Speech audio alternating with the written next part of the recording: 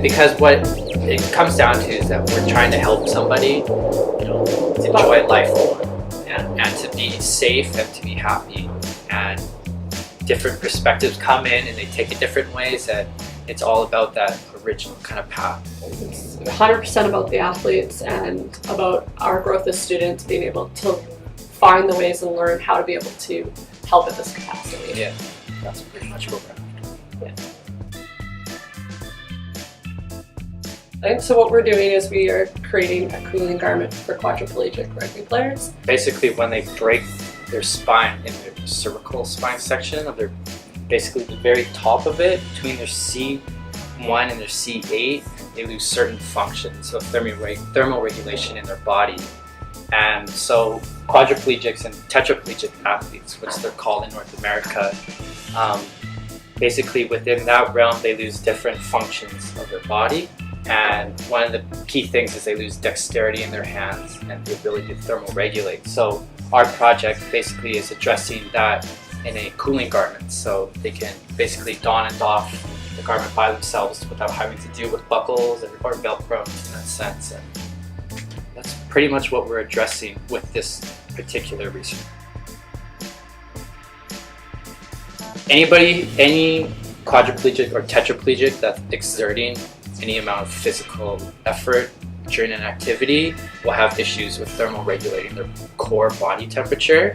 So we chose athletes because they're pretty much the demographic that's experiencing these physiological changes most often and regularly. And basically the garment can be used for anybody who wants to do any sort of physical activity that's at risk of an increased core temperature that could result in heat-related illnesses, and potentially if it gets too hot, they could go into a coma.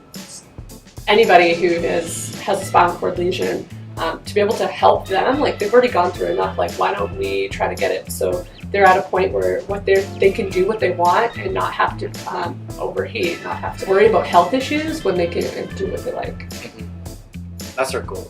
We have access to a great group of wheelchair rugby athletes at the Oval in Richmond, and they've been really responsive to us coming in and sharing our ideas. We're also been talking to people at BC Wheelchair Sports, so we're also looking to kind of expand that and look at other possibilities. We definitely talked about paving the way for future students in terms of kind of seeing what the possibilities are at with Kwantlen in terms of what they can do with previous projects that maybe they felt passionate about but couldn't see how to further develop it. That's another thing, like if we are able to do this and people start hearing like, oh, how did they get going? Like, and then they could see like how easy it is and where these funds are and the applications for it. Because I don't think a lot of people are aware of it. Yeah. And on our final phase, we applied to go to the Paralympic Games to actually kind of talk to the athletes there participating and kind of assess their demographic and the need for a product like what we're developing. So, and they would potentially be wearing our garments once because they would be developed in July, and then the Paralympic Games are in August. So we would be able to apply those and then also see what potential for other athletes in other sports. It seems like we're both learning so much, and different like ways of thinking as well, like the interdisciplinary is like awesome.